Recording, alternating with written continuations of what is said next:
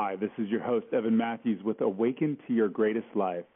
Discover the secrets to experiencing your best life yet. I'd like to welcome you to our call with today's guest, Sharón Lynn Wyeth. Sharón is an author and speaker who developed Neimology Science, the study of the placement of the letters in a name and how they interact with each other to reveal hidden secrets about one's character. She's worked for many years in schools, both in the States and abroad. She's been asked to speak on Neimology in 49 states and multiple countries abroad. It was during her time in the schools that she linked the patterns in names to a person's mindset or personality.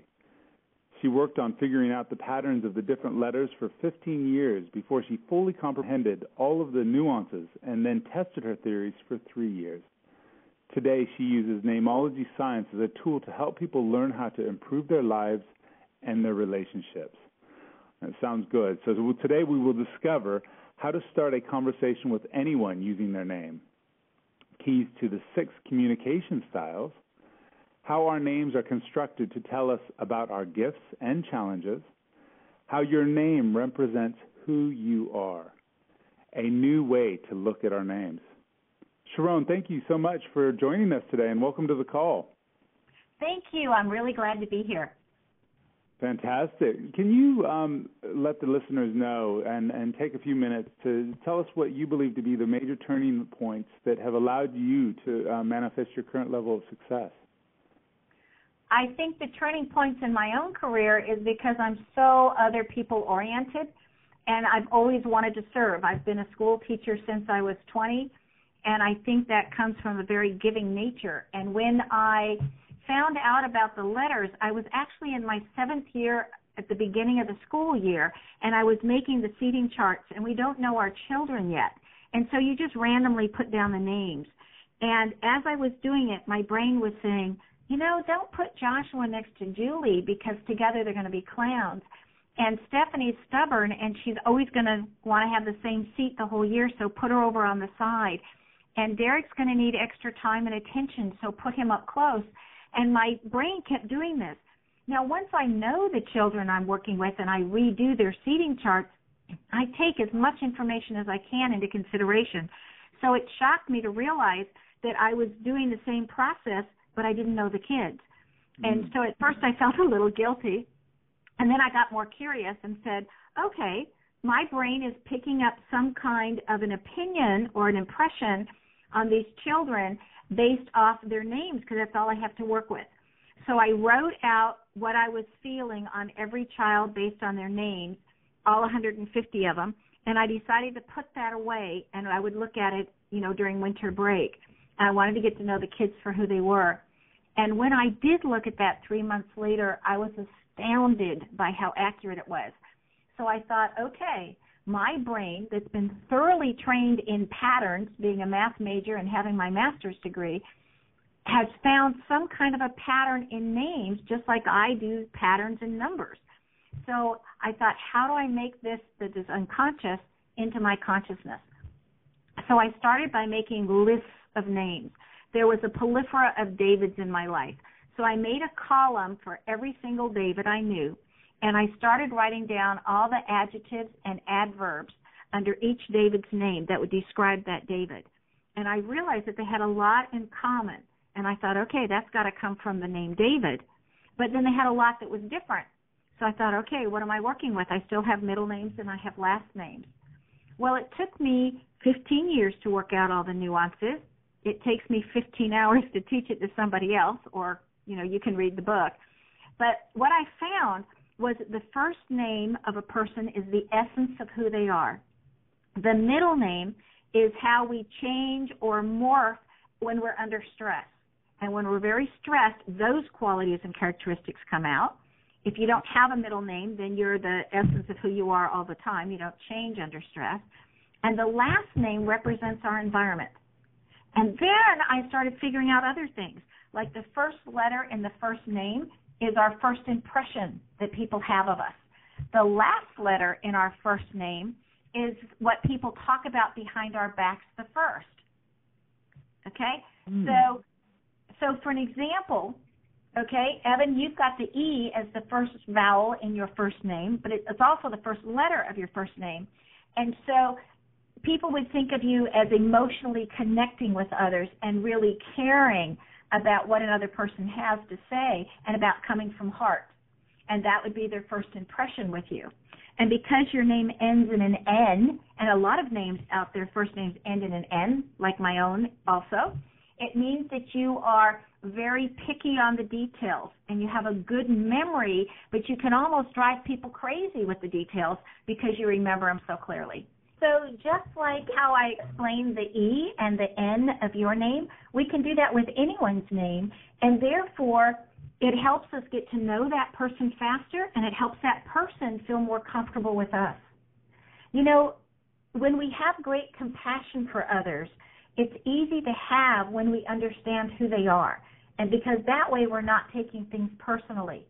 And with great compassion, people open up to us, and our relationships improve, and a lot of healing takes place because they realize that you can't judge them and at the same time have compassion.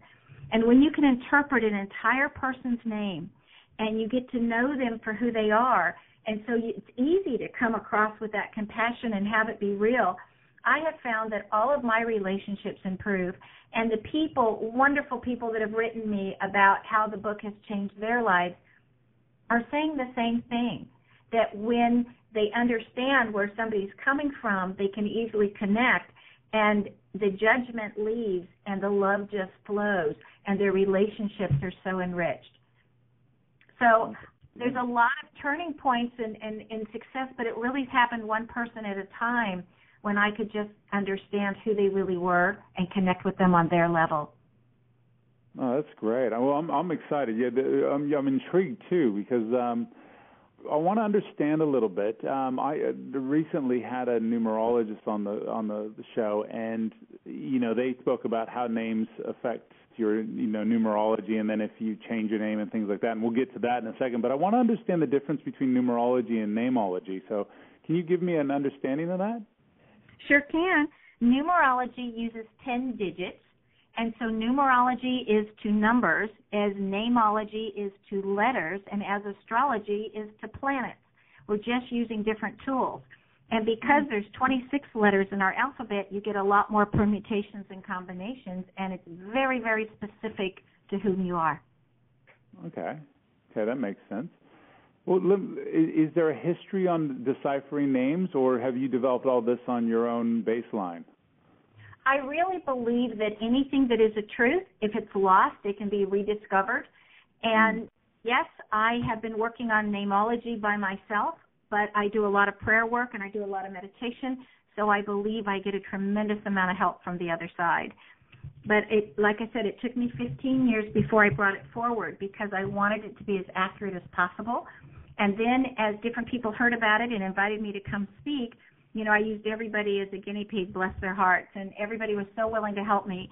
And I always felt badly for the people that sat next to me on an airplane because I was constantly saying, okay, I'm working on these letters in this combination. Do you know anybody with these letters in their name or this combination? Would you tell me about them? And I just literally, to me, the world was my experimental time. But then I tested them off the Bible because in Genesis they say immediately, and God changed Abraham's name and Sarai's name, and he changed it to Abraham and Sarah. By doing so, he added the AH combination to both of those names. And AH in a name says that I am now on mission for Source. I am now on mission in how I'm leading my life to help others. And then later on, he changes the name Jacob to Israel. And as you watch coming through, obviously the people in the Bible at those times, they knew the importance of names and what names meant. And when Moses had a chance to ask God anything, or the burning bush anything, he said, what should I call you? In other words, what is your name? And so names all the way through were highly important, and there's always the saying, by their names so you shall know them. And you really do once you understand Neimology science. I think it's an ancient skill that's just been rediscovered. Well, obviously in indigenous cultures, like the Native Americans, they have name rituals, and it's across the globe. Can you describe some of these and how cultures have those rituals? Well, in the Indians, my understanding is from the ones I've spoken with, is that the name comes in and the shaman gives it to them, or the leaders give it to them, the spiritual leaders give them their name. But you're allowed a name for so long, and when you've accomplished what that name represents, then there's a whole ritual with the community getting together and helping you form and pick your next new name, so that you're growing into other names and so that your name continues to fit for you. And in Turkey, it's interesting because relatives can give your child their name. It's like the oldest male in the family names everybody. But what I find very fascinating about cultures all the way around the world is that there is a belief, an underlying belief of the importance of a name, so much so that a lot of thought goes into that name. And, for example, in Russia, there's such an importance that they want the fathers to connect to the children that everybody is given their father's name as their middle name, whether they're a male or a female. It's the feminine version of the name or the masculine version of the name. But everybody gets that so that they automatically have that connection to the parent. And in ancient times, when there were still only 7 religions upon the world, they all believed in 10 things that were the same, and they just expressed them or practiced them differently. And one of the 10 things was that they believed that the incoming soul impressed upon the person who was going to be naming them what they wanted to be called, so that we all name ourselves, and that's why our names fit. Now, there's a science out there today called cymatics, C-Y-M-A-T-I-C-S, and it says, with the study of sounds, that whatever we hear over and over again and what we identify with actually changes our DNA, and we morph to become or to blend or to harmonize with the sounds that we hear all the time. And we all know that our ear gets tuned to different sounds, so it's easier to hear our native accent than it is somebody else's accent. We have to retrain that ear. And if you look at what sounds you identify with and what you hear the most, it is your name. Because when everybody says, "Hi, who are you?" you say your name as if that should say it all. And indeed it does with Neimology Science. Yeah, well, you mentioned how it can say something about us as a person. Like, what I find really interesting is that a lot of parents will just name their child, and in some ways it feels a bit random. But do you think people have an intuition, or is there how do we come into this name that is given to us? Well, I think that those sounds are interpreted, and they all have characteristics, just like the letters and the placement of the letters all represent different emotions or attitudes. Our vowels represent our emotions, and our consonants represent our attitudes. And I think we literally, if we've named ourselves, they're representing who we are and who we wish to be. And if we've become it because it's just a sound we hear over and over again, it's where we're headed down the path. And in a name, you can see different transitions. Like a certain part of the lifetime, it'll be one way, and then you can start and change a little bit, or something will happen, and a different side or a different aspect of that letter will appear. For an example, the people who have a first vowel of an A in their first name will take on as much responsibility as they can, once they get into the mode of working and taking on responsibility. And it's almost like, how many balls can they juggle all at once? How much can they do? And they become these real workaholics. But when they get around 45 or the mid-40s someplace in that range, all of a sudden it's like they don't want to take any responsibility, and they would get rid of being responsible for themselves if they could. It's like they just reverse and go, how do I not be responsible for all this stuff? And they start giving away their responsibilities to others. And then as they get closer to 47 to 50 years of age, that person with the first vowel of A in their first name will start saying, okay, I don't mind being responsible and taking on responsibilities again, but now I'm going to do it differently. I'm going to be responsible to you and for me, but I'm not going to be responsible for both of us. And so there's that other shift that occurs. And in a name, all of those shiftings show up when you know how to read it.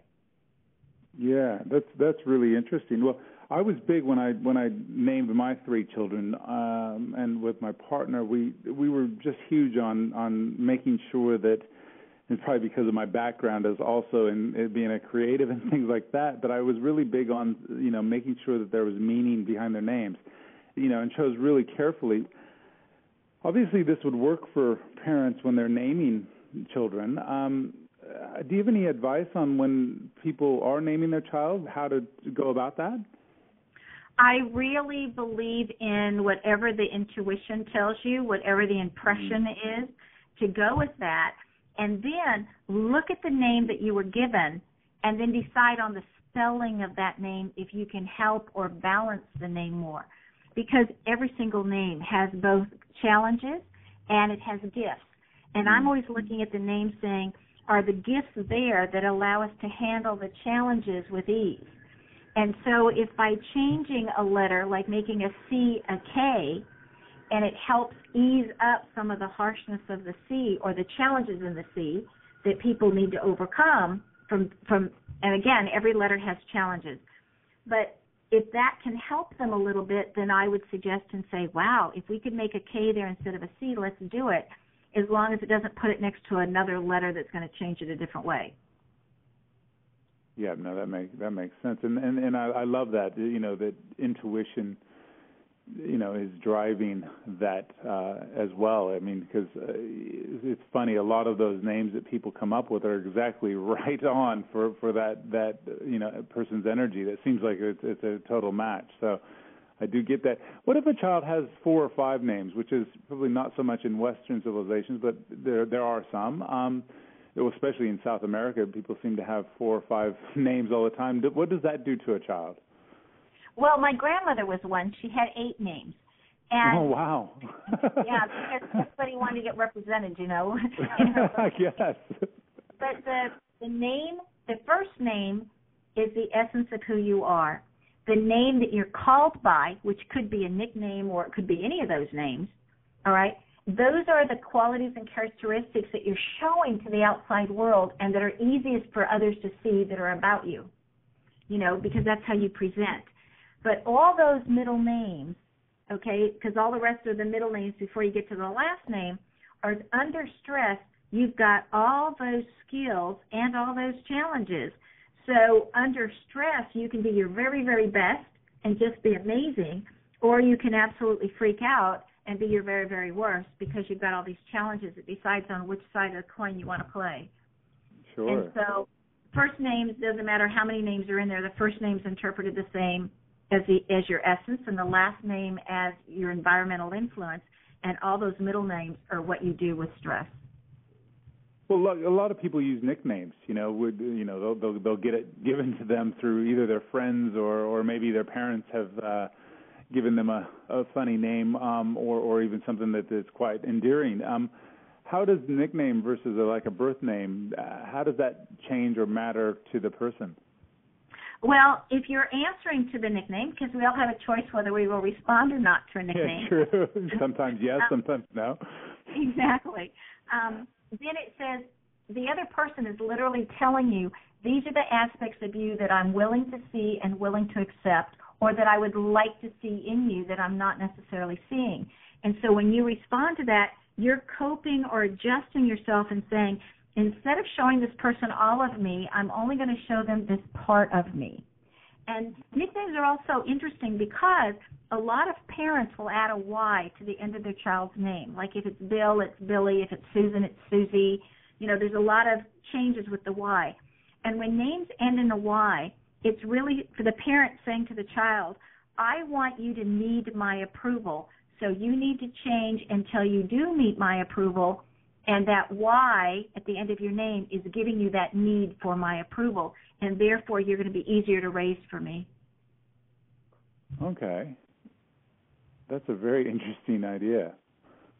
And on cruise ships, I've noticed that almost all of the people that are waiters and waitresses, or those that are really interacting with people on the cruise, almost all of their names end in an A or a Y. It's like 85% and higher on every cruise ship I've been on, that their names end in an A or a Y, if they're the ones that really deal with the public.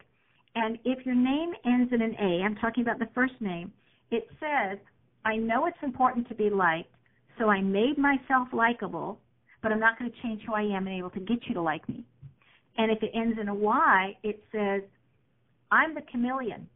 I will change and adapt, and I will just sense what other people need from me, and I will change and adapt and give them that part of me which they would require and that they would like, and therefore I can get along with any group. I call it my chameleon letter. I can get along with anybody that I want to because I know how to adapt and how to change. So that's really interesting. Can you give us more of that, like how Neimology Science works using one letter? So you've done that with the A and the Y. Can you explain that a little bit further? Sure. Let me go through communication styles that are in the first vowel of the first name. That's where those are located. Yep. So let me start with A.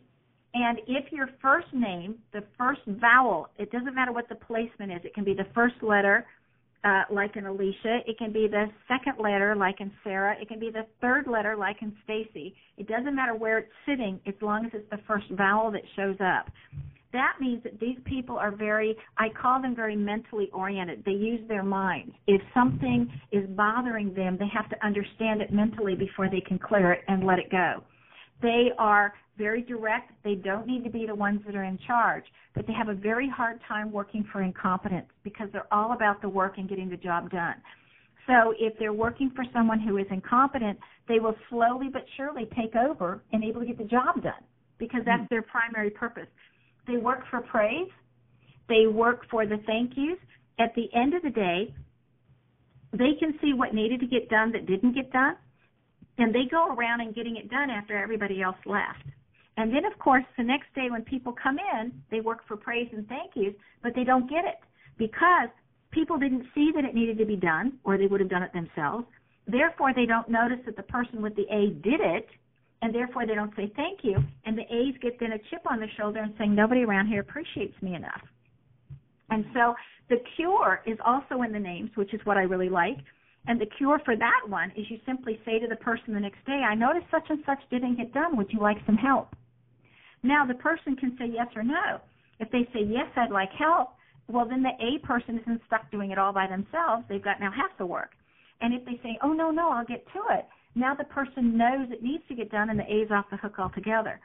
So it's an easy solution. And all the solutions in the name are easy. They're like slight little things to do differently. But the A is a very practical person. They will re-gift things that are given to them. They're your book readers. They're the ones that keep the bookstores in business. And they like directness with talking, and they don't like their time wasted. So if you say, hi, how are you, they're already saying, okay, you've wasted my time. Get to the point. So they're very direct in their communication styles. The E is just the opposite of the A. The E wants to connect first. Where the A will work first and then play afterwards, the E wants to just have that human connection, that heart-to-heart first. And then once we've connected and once we've talked and once we've got this understanding that everybody's okay, then we can get started in working. And if you ask an E person right away, oh, I need this, this, this, and this, and you didn't stop to say, hey, how are you, then the E person worries all day long. What's wrong? Is something wrong? That person didn't even ask about. And then they can't do their best work because they're worried that their relationship is off. Oh, that's so funny because I just got an example of that. I went up to in this grocery store the other day, and I sat there, and the woman doing the going through the till, she didn't say hello to me, and I stood there for probably about 10 seconds, and I said, hello, how are you? And then all of a sudden she goes, oh, hi, how's it going? I'm sorry, I didn't mean to not say hello. I said, no worries, I got this one handled. And it was just so funny because it was like I didn't want her to start doing the processing of my groceries until she had actually said hello. So that actually is very apt for me, and I can see that. And where the A people come from their head and they're the thinkers all the time, the E people come from their heart. Yeah. And so I consider them the emoters, Okay. because they're going to take care of somebody's feelings first. And once the feelings are all taken care of, then they can work. Just the opposite of how the A works. The E's are also very observant because they're all about making the world a better place to be. and a prettier place to be. And so if there's a picture crooked on the wall, you'll see a lot of E's will go over and just tap that corner of the frame a little bit and get that picture straightened back up again.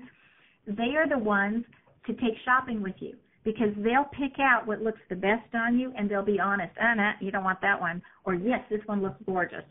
So they're the one with the taste, and it's natural to them, and they're very observant about beauty. Okay? And so always to connect with an E, you start with, hey, how are you, and how's everything going, and you want to connect first. With the I's, first vowel of an I is all about family. We come into this world and we get all of our lessons in one of three ways. Your lessons come via health. Your lessons come via finances, or resources is another way of saying finances. Or your lessons come through relationships. And that's how we learn. It's one of those three ways. And that way is always shown in the name. Well, the people with the first vowel of an I chose to learn life through relationships, and then to really learn through family relationships. And so it's like they were majoring in family. And the good, the bad, the ugly, all of it comes through family.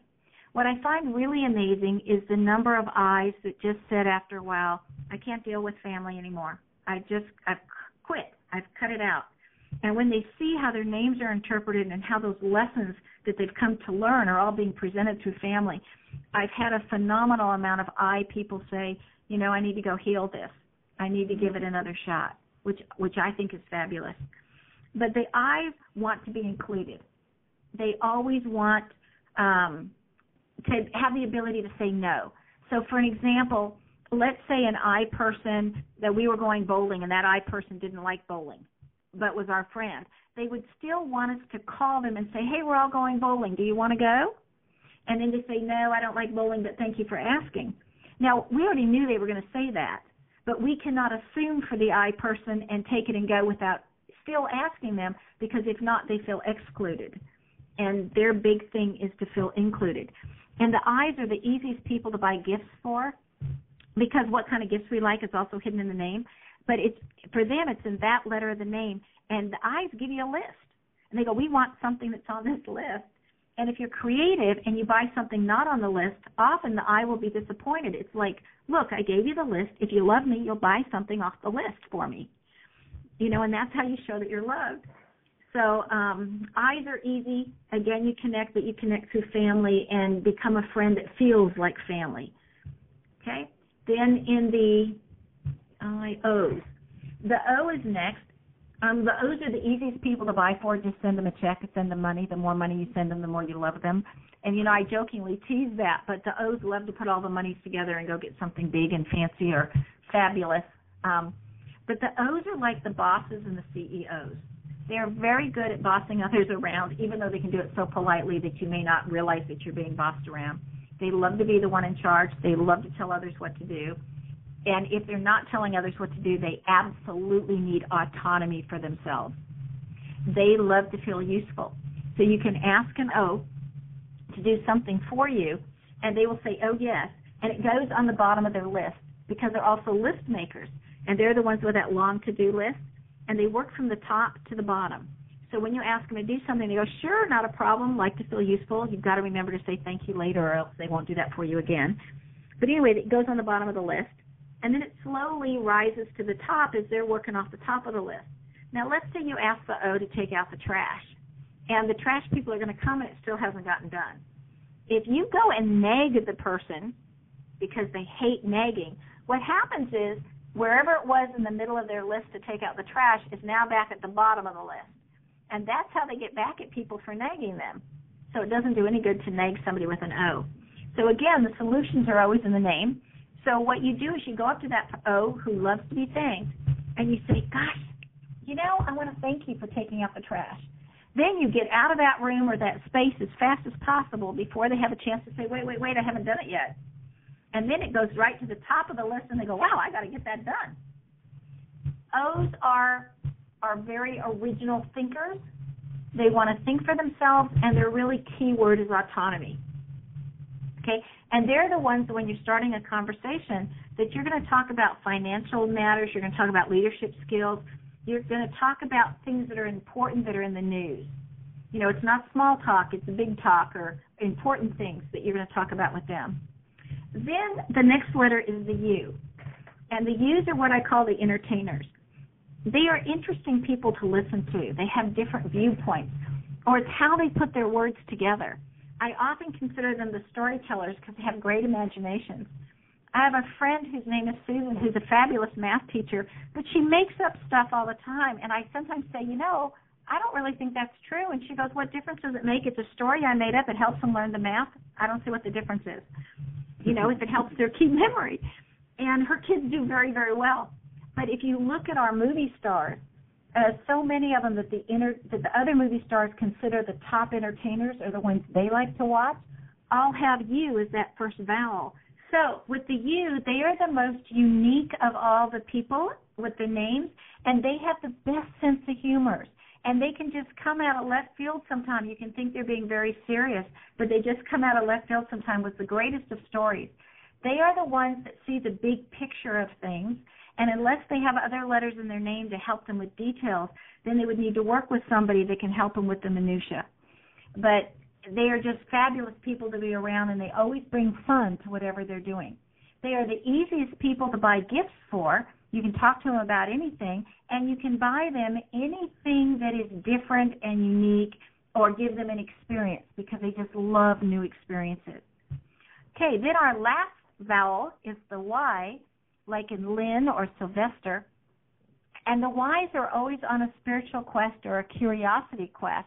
And it's like they never finally get their conclusion. It's like they don't make conclusions. They're constantly seeking, constantly learning, constantly wanting to learn more. They are the most gracious of all hostesses and hosts. They're always concerned about how everybody's feeling and how they're doing that are at their parties or their gatherings. They are the hardest of all the vowels to get to know. And they have revenge sometimes. They will have revenge on somebody. If you've hurt their feelings for whatever reason, you would never know because they are most gracious to your face. But they will plot the time and the place, even if it's years later. They don't forget, and they'll say eventually the time's going to come where I can get back at that and even the score again. So when the Y is the first vowel, it's one of their challenges is to let things go and say, you know, that person probably didn't even realize that they hurt my feelings, and to let it go, or to address it, you know, immediately and say, okay, wait a minute, you know, what did you mean by that? So that it can be cleared up before it becomes something that really hurts them and bothers them. The Ys will eventually, if they want to, even be more of a leader than the O's. The O's don't like to give their power away to anyone, except for they will to a Y. And so the Ys are the ones that are like the blood that's the O positive that can go anywhere. That's like the Ys. The Ys will fit in with any of the vowels and always get along with all of the vowels. And they like something that's totally different as a gift. So they like the handmade gifts. They like things that you just can't go to a store and buy that everybody else would have one. So those are the vowels, and that's about 3/4 of all the information that's with the vowels. There's still more, and every letter holds so much information. So just out of curiosity, so you were saying that wherever that vowel lands in someone's name, the first vowel, that's the major contributors to that personality. Is that right? It's the first vowel in the first name is the major way a person communicates. But okay. As a vowel moves through a name, it can mean something different. Like, for an example, if it's the first letter or the first vowel is an A, they are the workaholics. If the A is later in the name, in the middle letters, it means I know how to work, but I don't want to have to do any more work than I have to, so I'm only going to do enough to get by. And if the A is the last letter of the name, it says I've got that likability factor. I think it's important to be liked, but I'm not going to change who I am to get liked. So it really depends on the placement of a letter in a name, what that letter means. So the way you spell your name can change the meaning, like a female Dawn versus the male Dawn. They're obviously spelled differently, but they sound alike. How does that change, or does it change at all, or? You go by the letters and the placement of the letters in the name. So the Dawns that are females and the dons that are males will have that D in common, which means that they're just lucky. Things land in their lap sometimes. They have this like divine connection. I call it my divine letter. It also means that they'll have clutter somewhere around them because clutter gets their brain thinking. And so everything's not going to be neat and tidy because it's like you don't have the key to start the engine on the brain. And the N at the end is just like the N at your name. It's that real attention to details. But the middle is quite different, where the Don spelled D-O-N will be very logical, deductive, reasoning. It'll either kind of show up or come out in math and music and mechanics. It's those kind of skills because it's very practical, deductive reasoning. The D-A-W-N instead will be the workhorse, the one that learns through experiences, the one that doesn't like to make the same mistake twice. You know, there's quite a few real differences there in the middle. Now, because they sound alike, it's like the qualities represented by the other letters will sometimes bleed in there or be made available for that person to use. Well, let me ask you this. Depending on our name, are some people easier to get along with than others? Can we take that as a kind of golden rule? Or? Well, most people think people whose names end in an A or a Y are very easy to get along with. But it really depends on what letters that name has the other person compared to your own name. Because you can compare two names and you can see exactly what the issues are. For example, when I was giving a seminar in Sacramento, California, and I was giving it to real estate agents because everybody wanted to know how to upsell and how to connect immediately and be able to sell homes to the clients that came in. And when I was giving that one at the end, they were so quick and they caught on so quickly, I said, okay, as a bonus, do you want to learn how to compare names? And one couple said, oh, yes, do us. And I said, well, we can make up names, do movie star names, what do you want to do? And they go, no, use us. And I go, I'm so honest with this. Are you sure you want that done? Mm-hmm. Anyway, much insisting later, I said, okay, well, you asked for it. And I showed them how to compare the names. And when we went to interpret it, I said, from his point of view, you do this little thing that's kind of annoying, but it's such a small thing, he kind of overlooks it, and you are the perfect woman for him. And he's really glad he married you. But now when you look at your name from your perspective to his name, he never wants to be wrong. He never wants to give in. He always wants it to be his way. So he believes that when you disagree, he gets his 50% of the time for the decision, and when you agree, that's your 50%. So he's always getting his way. And I said, and because of how the letters fall, I give this marriage 12 years, because by then you're going to say, I can't do this anymore. And you're not going to like it. And she looked at me, and her eyes got big, and she pointed her finger at her boss, which was also her mother-in-law, and she said, this is the best seminar you've ever made us take. And then she pointed her finger at her husband and said, are you listening to her? Are you listening to her? I thought, okay, we get a nerve. Fair enough, I guess. Too funny. All of that shows up when you compare names. And so when I compare a name, when I'm meeting somebody, I'm always looking for, is this person trustworthy? How much information can I share? Are they trustworthy? Are they going to hold my confidence in? Are they going to have a decent conversation, or are they going to try to take advantage of me in some way? Because those of us who necessarily didn't have safe childhoods were looking for the safety aspect. And so that's always the first thing when somebody introduces themselves to me that I'm looking for, just because of my upbringing. But different people will look for different things, and it depends on their name. But you can compare and find out, how will I get along with this one? And the clue's always there. You can, if you want to, get along with anyone once you can read a name. Well, let me ask you this. Is there such thing as a bad name or a perfect name? No. I don't think so. I don't think there's such thing as a bad name. There's ones with more challenges.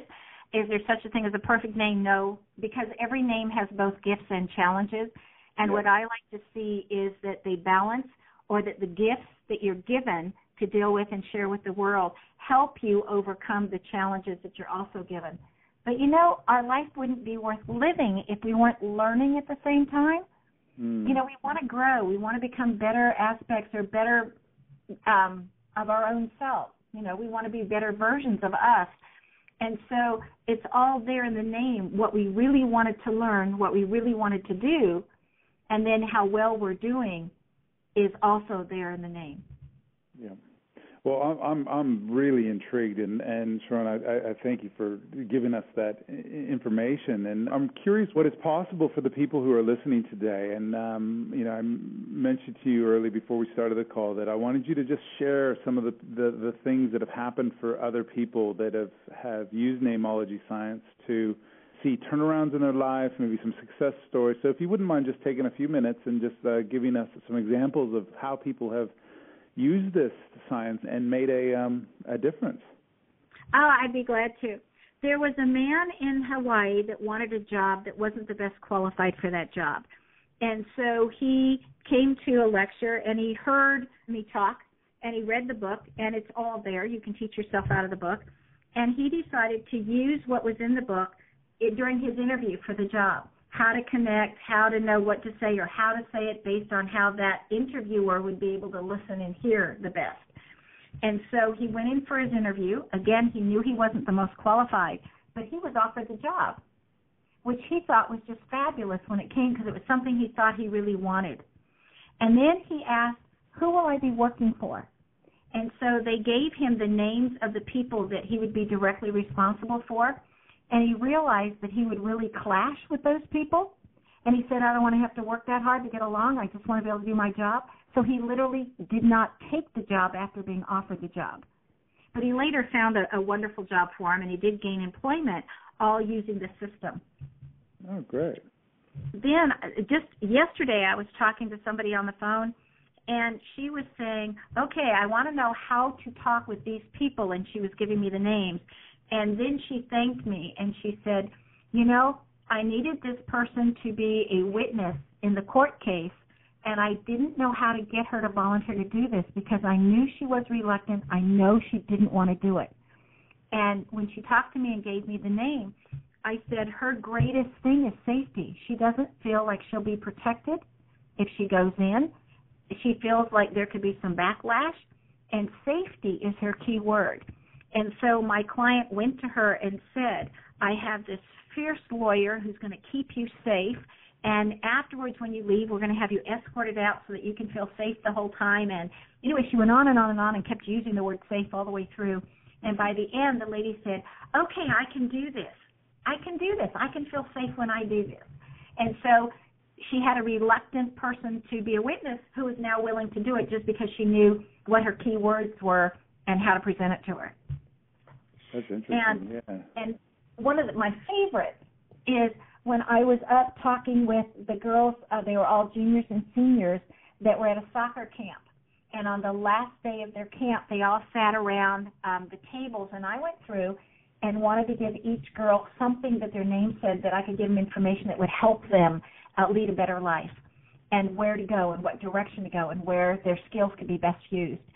And there was one little girl that I just looked at her and I said, sweetheart, in your name it says being liked is so important that you're giving parts of your body away to get liked. And I want you to know that in your name, your personality can carry you and you don't have to do that.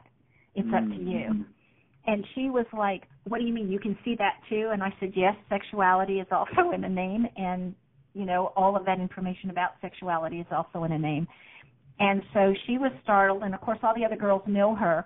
And so they all said, we'll help you. We'll reinforce that if you don't want to do that anymore. And the very last girl in that group, when I looked at her, I said, your name says that you would make a wonderful pediatrician. You have the skills with children. You have patience. You have intelligence. You love science. It has everything that you would need to make a great pediatrician. And I don't know if you've ever thought of that or not, but you would be fabulous. But it also says in your name that in able to get along, you were going to dumb yourself down, which means that you would not do as well as you could. You would not show your brilliance, that you would not work as hard, because that way you would be more accepted by your peers. And so I would suggest that you look at, do you want to be popular now for the 4 years that you're in high school, or is it more important to go where your love is and then have all those rich years after high school? And when the girls left, I didn't get feedback from them. They had to go do their last soccer thing. But the mother that had asked me to talk to the girls came up to me afterwards, and she said, do you, you know that last girl that you talked about with the physician? And I said, yes, I remember her. And she goes, well, that girl was my daughter, and she's wanted to be a physician her entire life until we moved to this school. And as of 2 years ago, she started dumbing herself down to fit in. And after your talk with all the girls, she came to me and she said, you know, Mom, maybe I need to reconsider being a doctor again and being my very best. Oh, that's great. So it's those kinds of life-changing things. When you see what's in your name and what you've always wanted and it's planned for you, and it's a few minutes I look at and able to connect with somebody and let them know about their name, and yet the volumes of differences it can make in their life. And you can do that with everybody once you know names. Oh, that's great. Honestly, I think I could sit here and probably go through a list of people that I'd like you to run off with me, but obviously I don't have that kind of time. But I'm excited for people to be able to take control and make a difference in their own lives, and there is so much to learn from Sharón here that I've asked her to create a special offer for everyone who's listening. And I would highly encourage you to go to Sharón's special offer right now and experience it for yourself. I'll give you the link. It's www.awakentoyourgreatestlife.com/name. That's NAME. Sharón, can you let us know what we'll find there? First of all, you're going to find 4 different gems. The first one is if you want to start learning this material, but you say, I don't have time, I'm in a hurry, I don't want to read too much or learn too much every day, you get an email for 92 days that is 1 or 2 paragraphs long, and it just teaches you the very basics of Neimology Science. And normally that sells for $45, but it's part of this great package deal. And it will literally come to your inbox, 1 to 2 paragraphs a day for 3 months. Then the second item you'll get is on the second book, which tells not so much about the personality, but about the soul and what your soul wanted you to learn while you were down here. There is a teleseminar that goes through some of why you're here. Why did you come to planet Earth? And you get a copy so you can listen to that teleseminar and start learning about how your soul is working through you versus how your personality is working. The third item you get is an introduction to Neimology basics, similar to your paragraphs that you're getting, but instead of getting it like 2 paragraphs a day, you get to hear me explaining a lot of the different letters so that you get the stories and you get the nuances that come with it and the mnemonic devices so you can remember it. And both of those discs alone usually sell for $65. And then your fourth item, and I've not done this before, but I'm throwing in a private session with me where I will do 2 names of your choice. And normally this is $75, but I'll go in depth with you in person and do 2 names of your choice, compare them, let you know about these people. So you're getting 4 fabulous things that normally would cost way more, all for your lovely price of $97. Well, that's the one I want. I want the names and the personal consultation. That's fantastic, Sharón. What are some of the biggest benefits that people can expect to experience starting right away or over time by understanding Neimology Science more? Other people don't bother you anymore. They do their little quirks and they do their little things, and you go, oh, look, that's right there in that letter. No wonder they're doing that. Yep. And you realize they're not doing it to get to you. They're doing it because it's right there in one of those letters. And then you also learn how to handle that or how to say something in a way that they can understand it so that they can, fix or adapt those little quirks and wouldn't mind working with you on them. So that's lovely. The other thing you'll get is how to buy gifts for different people, how salespeople are upselling you, or how to get the most out of a salesperson. For an example, I recently purchased a new car, and when the salesperson comes in, they would want to take charge and be the upper hand. And by the end of the transition, my salesman said, you interviewed me and you stayed on top of this. I was never the guy on top selling you a car. You were letting me know what you wanted. And all my friends thought, my gosh, you got a fabulous deal. So it lets you know how to do those kind of things. And, you know, you'll never look at names again the same. You'll realize that there's some things that you were meant to learn and maybe be more willing to go in that direction. There's other things that you know are going to be a challenge, and so you just go, okay, and the tweaks of how to work with those challenges. So it just makes life a whole lot more easy, pleasant, and which one of us don't want to get along with other people better? Because isn't that where so much turmoil is? And if we could get along with everybody, I think we could have the peace on earth that we're all wanting. Well said, Sharón. And thank you so much. Do you have any final thoughts and anything you'd like to share with everyone before we go? Well, I will for your listeners, because I know that the people who come to this site are just fabulous, that if they want to ask questions through here, if they're buying this package, I would be more than glad to answer those questions and explain if there's a question that comes up that's not already explained. But the real thought that I'd like to leave everyone with is that none of us are perfect. We all have gifts, we all have challenges, and we're all here to help each other. Brilliant. Well, let me give you that link one more time, because I do find Sharón's information and content compelling. It's www.awakentoyourgreatestlife.com/name. That's NAME. And I'll give it to you one more time, www.awakentoyourgreatestlife.com/name. Oh, thank you so much, Sharón. I really appreciate you sharing that with us today, and I appreciate you, and I look forward to our next call together. Oh, it was my pleasure, Evan. Thank you. And I want to thank everyone listening. You're showing up. You're doing it. It's great to be on these calls and to be able to share this information with you. And so thanks again, and all the best. Take care.